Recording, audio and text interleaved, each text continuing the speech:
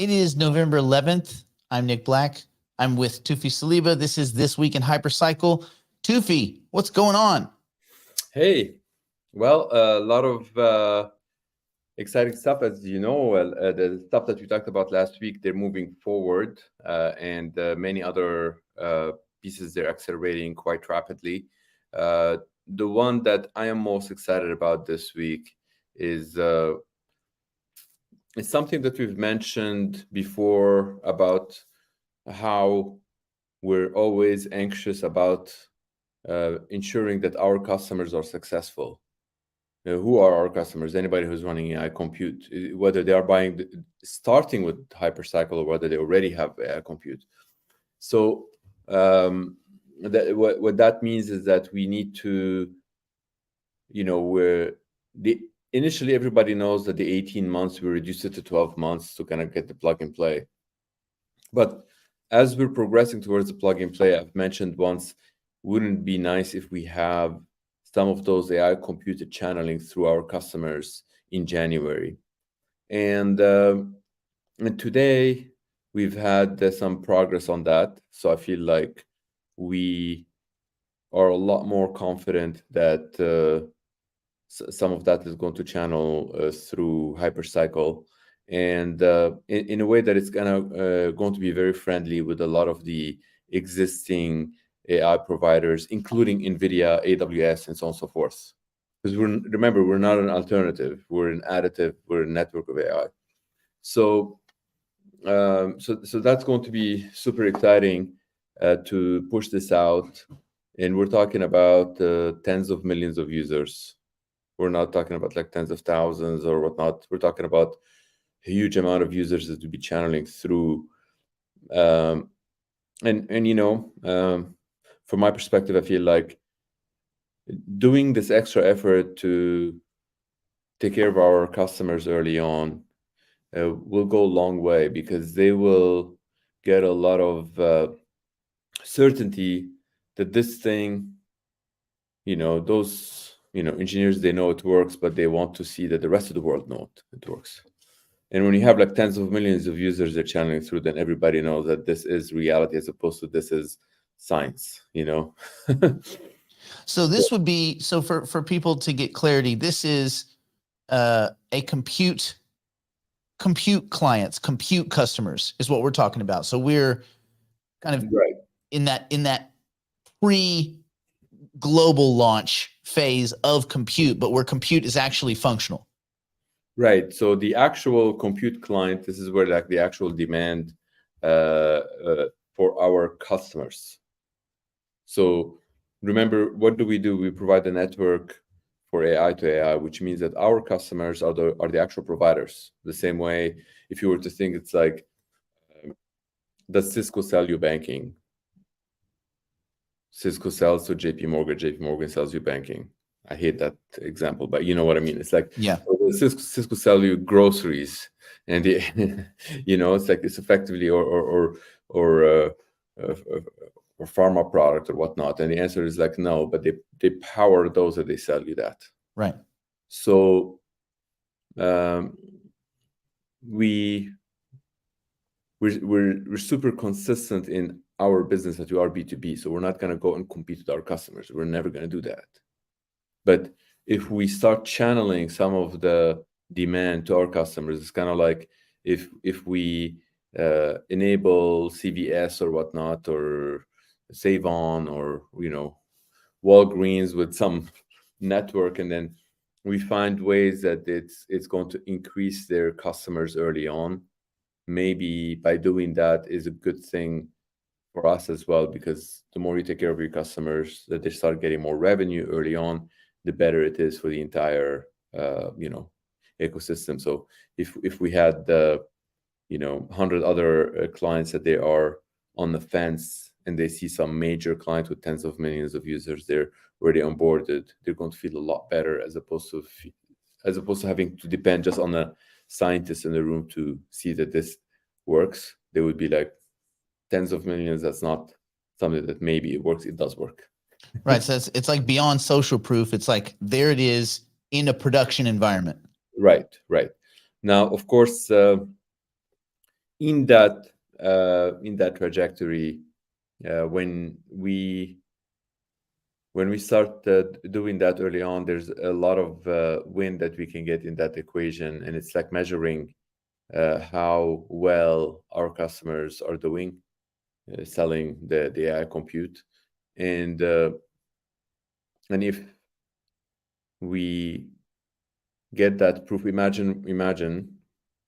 I'm not saying that imagine as if it's far-fetched, but imagine that next spring, then we're going to have the plug and play, but at the exact same time, we have the actual mathematical proof along with the economical proof that this thing is, you plug it, and then any AI is going to have an increase in the amount of revenue from people that they care about revenue.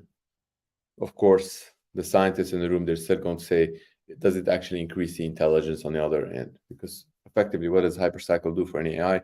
On one end, it makes it more intelligent because it's capable of reaching out to others, and another end makes it make more money. The part that makes it make more money, it's easier to quantify than the more intelligent, because more intelligent, Right. like, so if we get to that and we quantify it first, and we have those proofs, the economical proof on that, I think this is when we feel like we're really approaching that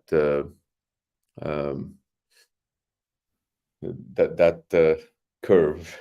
The ramp. What is going to be like? Wait, why do you have AI without having hypercycle? That's when it becomes, when that question starts, people there start. It will be self-evident at that point. Right. Can I ask, when this rolls out, whenever you guys get this started, is this going to be in a private server farm environment, or is this going to be rolled out where whoever's participating, like HyperPG, or will they all be able to participate in this test case? This is going to be for everybody. Interesting. The private, meaning that, like, if you have bought an AI box and you elect to service those 10 million, you could. If you bought, you have those huge servers and you feel like servicing these guys, you can. What if I bought a couple licenses, married some tokens in there, and pointed them over to HyperPG? Still be able to participate? Of course. Now, the thing is, keep in mind, if you are doing that, are you the one who's selecting those, or the ones that, if you're giving it to a pool, they're selecting? If the pool is selecting, this is kind of like metaphorical. It's like, if you put your money in a VC, you don't get to say what they invest in, but they buy the stocks, right? Perhaps influence them or whatnot. Right. But if you are going to be the actual thing, and you're going to plug it all the way through, of course, the beauty about this is that we want to enable it to almost any node. Having said that, not all AI are equal. AI, it's like, you say Walmart, you have all kind of different products. You have tomato, you have like shaving cream, you have all kind of stuff. So folks might realize that, like, there's certain machines that they might be good for. That's what we're channeling in January. If from now until then we get other customers that we're also working on, but they seem to be a little bit more corporate and harder to close. We're talking about like the level of like the Microsoft, for example. They're not going to be coming into like a tiny little thing. But if we're able to get that, then we have all kind of flavors of AI. That means it doesn't matter what machine you plug it, it will have use somehow. But I don't want to promise on that. What I do want to promise on is that there's certain types of AI that would be utilized through, will start flowing through, and that demand, it'd be great because it starts like flowing tens of thousands of dollars every day through our customers. That's like fresh money that was already supposed to be going somewhere, and it's, instead of coming to this ecosystem. And in fact, just to be clear here, we're not even stealing those customers from somewhere else. we're talking about like client that they have a certain need of AI today. Let's say they're consuming $200,000, let's say a month. They know that they're going to consume 800,000 in January. Instead, they feel like maybe they can spend an extra 200,000 instead of extra 600,000 and see if this hypercycle thing is gonna do them. Right. Well, we're not really promising that aggressively. We're saying you may want to budget an extra 300,000 instead of 600,000 and see how it goes. Right. So that's beautiful, because that's an added amount of compute that they don't have while they continue having what they already do, for many reasons, without necessarily divulging some of their names or any of the details. But they already have contractual obligation with the existing folks, but that is already saturated. The new demand that they're going to be plugging in, from their perspective at this point, they're committed to kind of bring it into our network. So that's exciting. Do we And think we think maybe first quarter, like January, February for that maybe?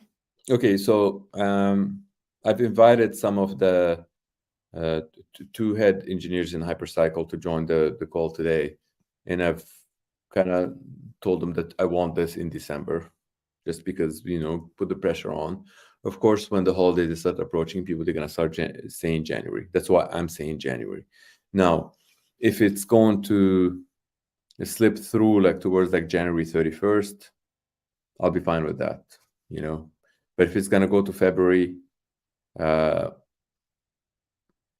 won't be as happy. I mean, it's gonna a lot sooner, but I want it to be in January. So there's a lot of great things that can happen to all of us, including that client of our customers or customer of our Right. customers. So it's like it's a win-win-win, and we gotta grab it. Like the demand is so kind of like hungry, and they really want to go, and it's They're ravenous for AI. right. I mean, they've already looked at every single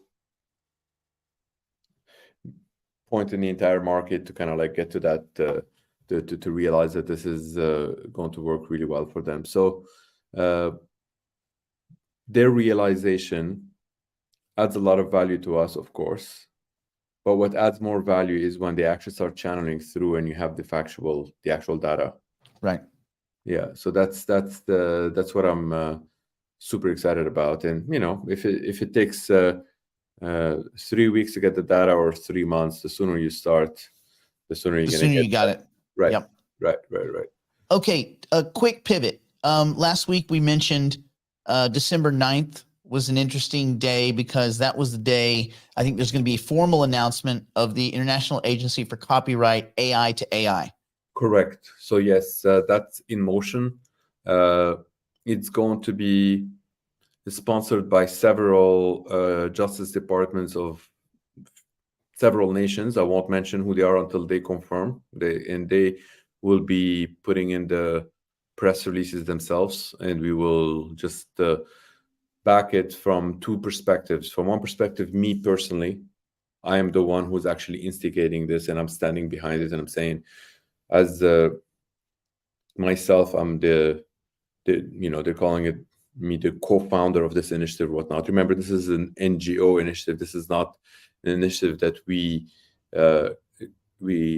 should own it ourselves. This is not for us. This is for the entire world. Everybody can benefit from this. Every copyright agency in the world going to be extremely excited about this, including OpenAI. And I'm sure you saw that link that I sent a few days ago that they're talking about how impactful this thing is. That so a little bit of background for those that they don't know. For the last 3 months, almost every copyright agency in the world, they said, if you're sending us to copyright something that is being generated by AI, you're banned. You're not going to get it.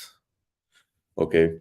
And when I was speaking on November 1st at the International Copyright AI to AI conference, and it's on the spot that I said to many of the copyright agencies, this problem that now exists, why is it a problem?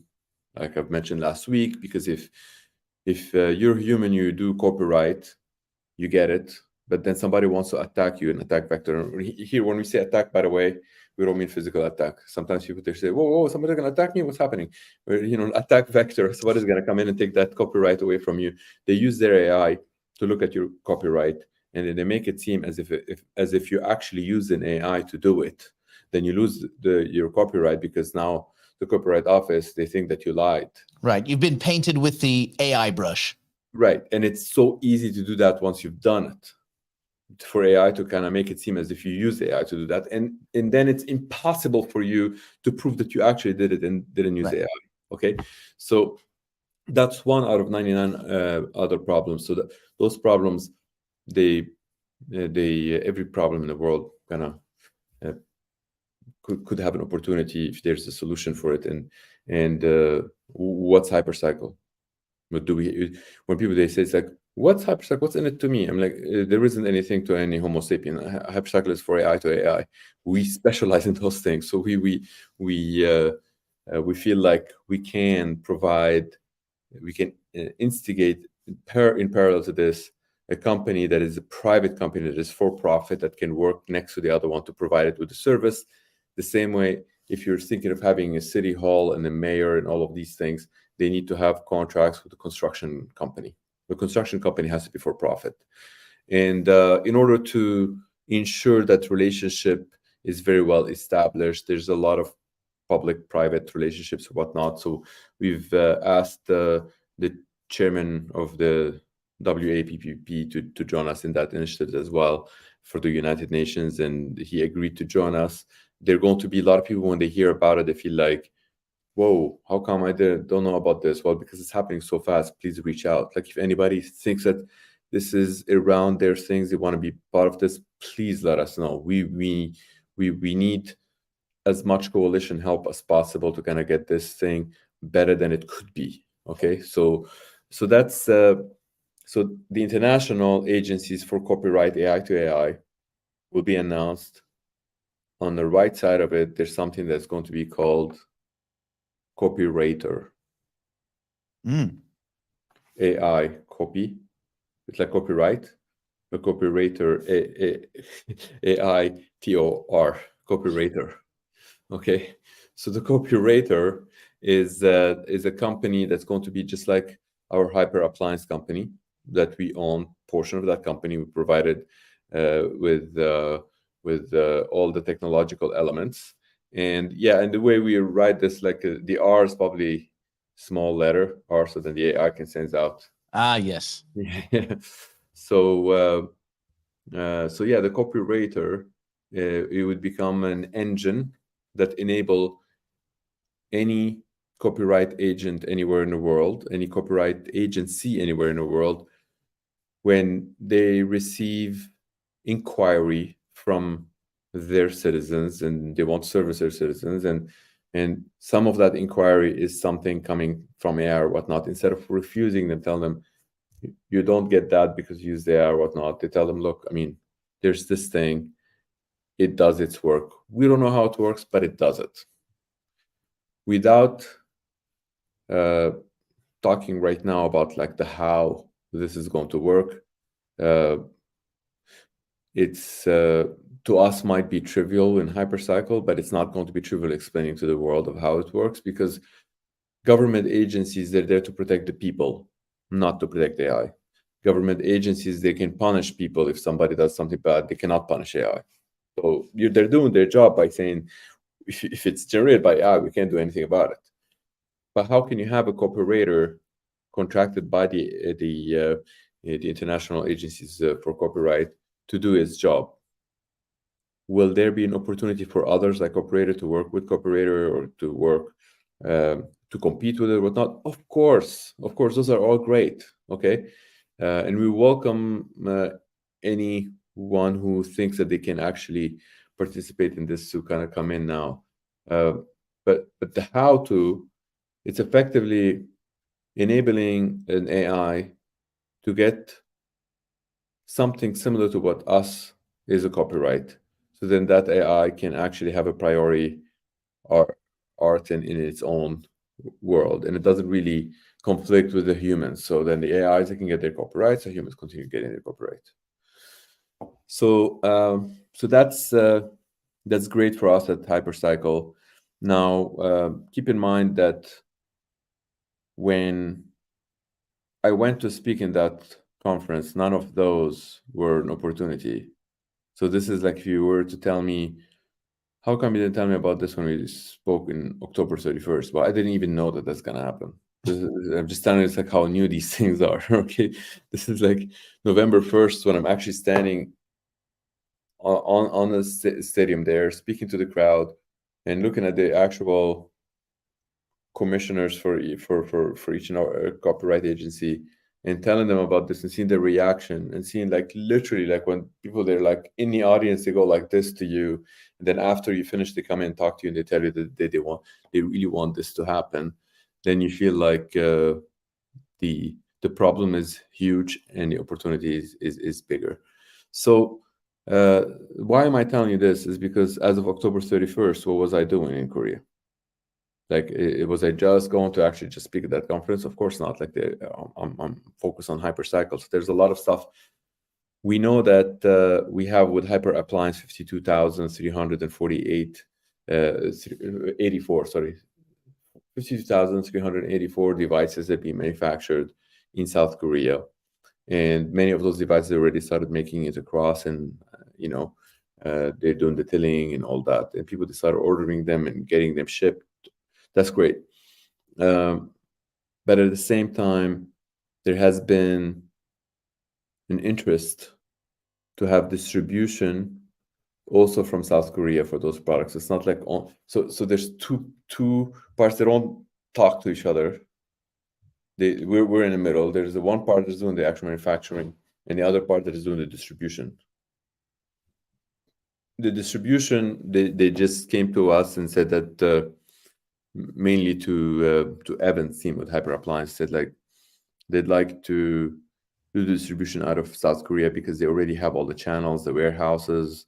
That's what they've been doing pretty much all their life, and it's great to see that. So that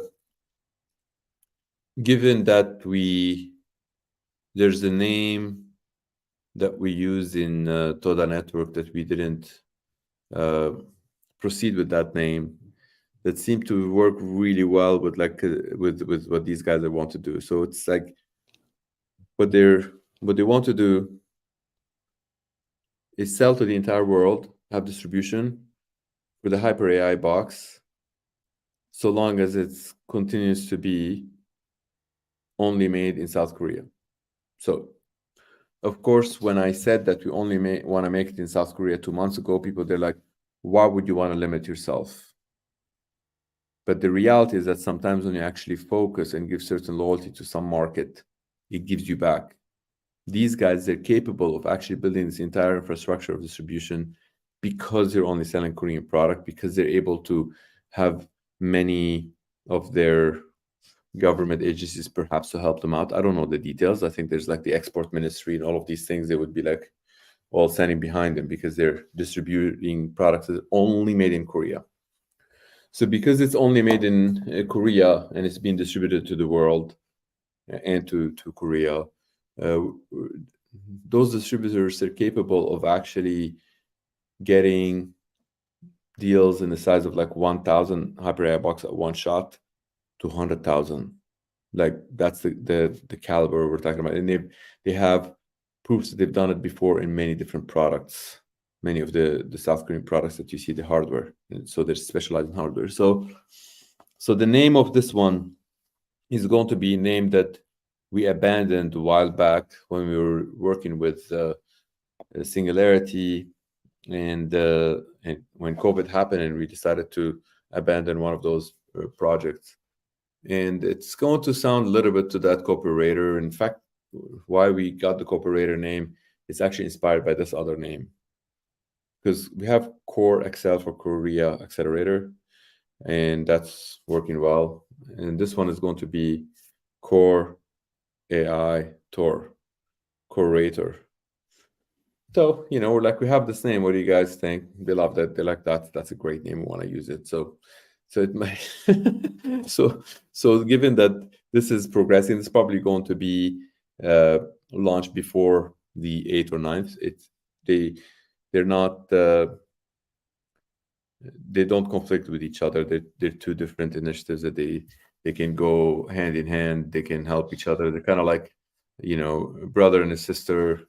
They're going in Toufii, you guys could call it Hypercycle lunchbox with cheese, and people would get it and plug it in. So, I mean, people are just excited at this point to get things going. Do we, for our kind of to wrap things up for today, do we know anything about the 1155 token? Are we closer to the HyperShare token as far as audits and things like that? Yes. So we're super close. We've got two firms. They're going in parallel, and they're progressing nicely now. Remember, they started last Monday. So, and here we're doing this weekend hypercycle on Saturday. So we're doing it already 6 days since last week. So basically it's been 5 days since they started the audit, which means that it's a very good sign, because that audit was reinstigated to get things done a lot faster. Because initially, and I'm not sure if you recall, 3 or 4 weeks ago, guys, they sent like the entire bunch of it was overwhelming. Yeah, it's overwhelming. It's like, it's basically you're sending like all kinds of smart contracts all in one. It does the pool, it does the actual creation of the ERC20, it does all kind of stuff, and it does the mapping to the ERC64, which is so new to all of these auditors, and it's really overwhelming. And I was very successful in actually pushing the engineers to separate, and it's the separation that is actually getting out, which means that people can get that ERC 1155 very quickly. And by the time you want to use all of those additional auxiliary smart contracts, it's not going to be immediate, because you want to take it, you want to plug your tokens, and you want to plug your license. And when they start getting that ratio or whatnot, then you might want to do all the other fancy stuff. So there is no necessity to put it all at once. So then all the other stuff, they can come in later. Yeah, it's almost, I mean, I kind of think about it that, until I have a node that's split effectively, it's not even in my mind to start divvying up ownership of a single node until it's split. Like, it doesn't even, to me, that doesn't even make sense. So I wouldn't be bothered if none of that extra functionality even arrived until after the first splits were sensed on the network. Right. That's to you, but that some other use cases, if you were to think about that, if we're pushing this 1155 and then you're marrying them and you're receiving them and you start seeing the ratios growing, some people might feel like, maybe I can have 50 partners with me on this. And in order to have those 50 partners, they will have the ERC20 to enable. Right, like on a master node license or something like that, we have a big bundle. But for your average, I think the average participant right now is anywhere from 2 to 256 licenses. Right. Yeah. And it's like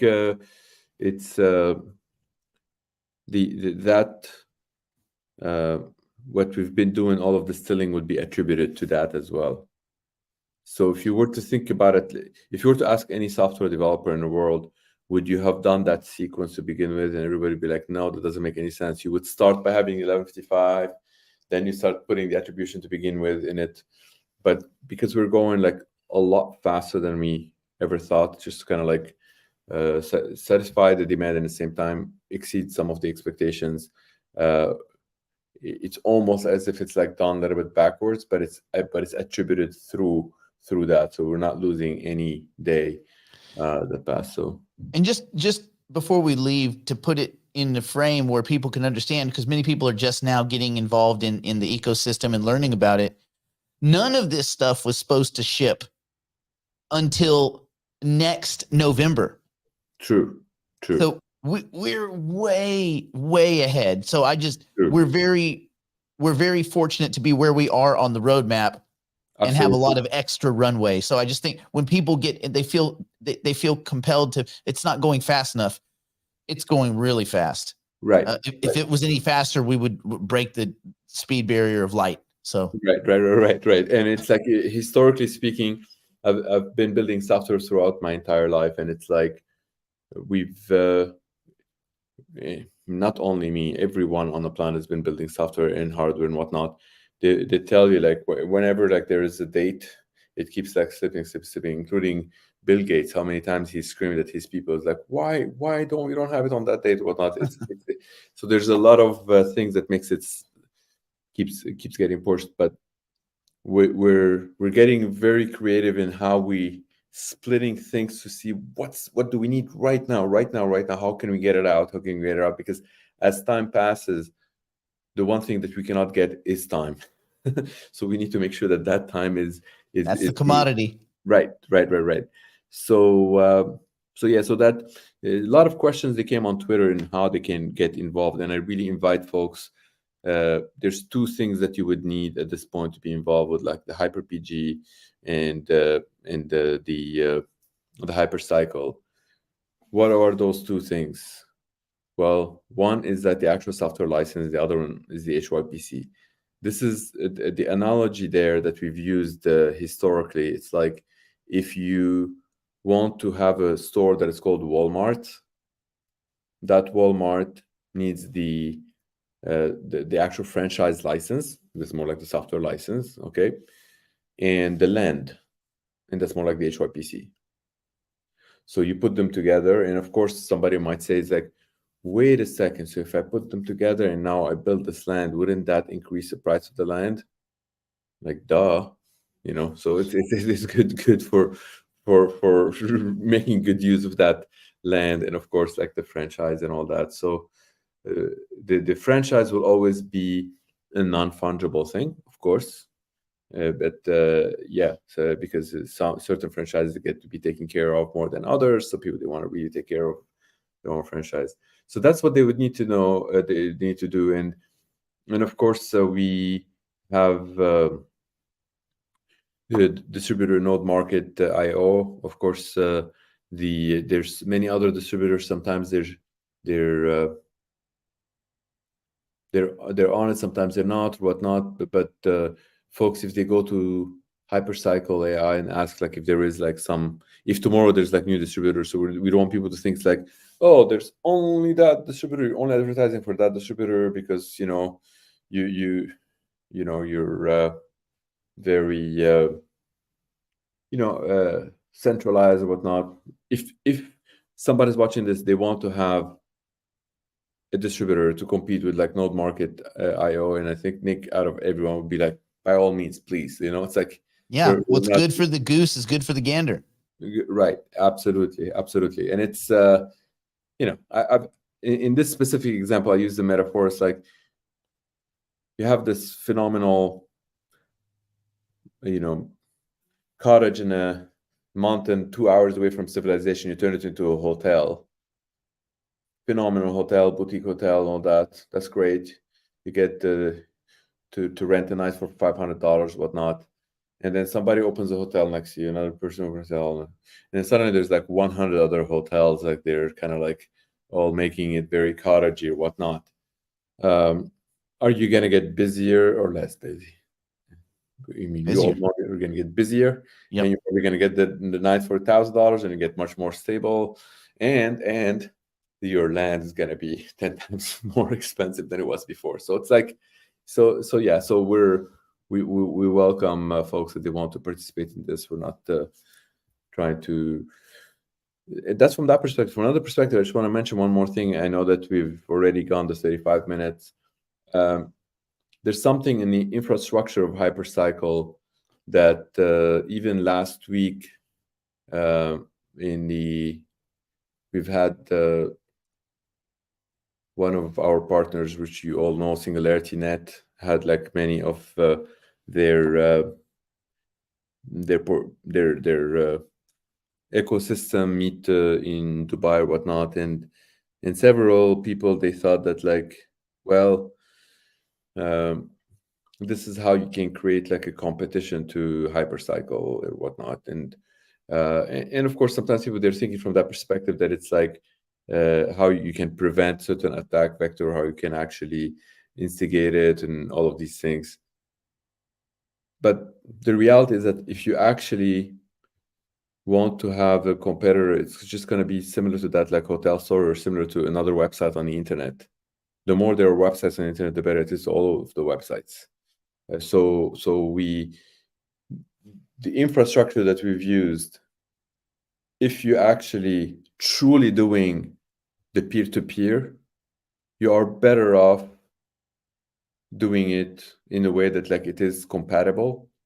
And if folks, they figure out a way to do it in an incompatible way, they will end up being like North Korea. You probably don't want to do that.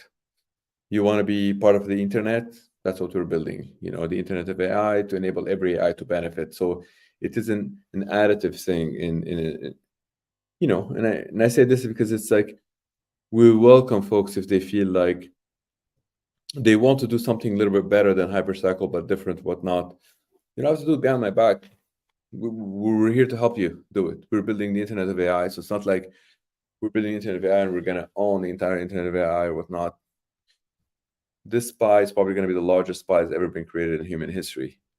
And that piece of the pie that we're going to have, and many people are going to have their pieces, that's great, So it's so we're confident that the architecture can enable a lot of people to build great things on it.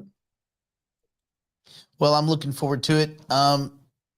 We will get in 6 days. We'll do this again, 6 days or less. Yes, let's keep going. Every week we shave off a day and keep going. All right. Thank you so much for your time, Toufii. I'm very excited. I think everyone else is too. And we will see you guys soon. All right. Take care. Ciao.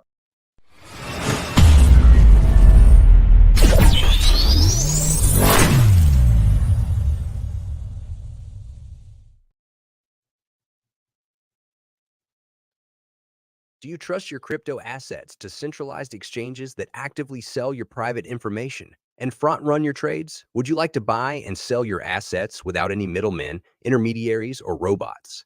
Do you like paying slippage, fees, and having the price go up as bots steal from you on low-liquidity decentralized exchanges? The solution is nodemarket.io. Set your guaranteed buy or sell price. No middlemen, no slippage, no bots, ever. Buy or sell 1, 10, or even 10 million tokens, and you never have to worry. OTC trades are between you and the seller or buyer, guaranteed by audited smart contracts and no human middlemen. Nodemarket.io.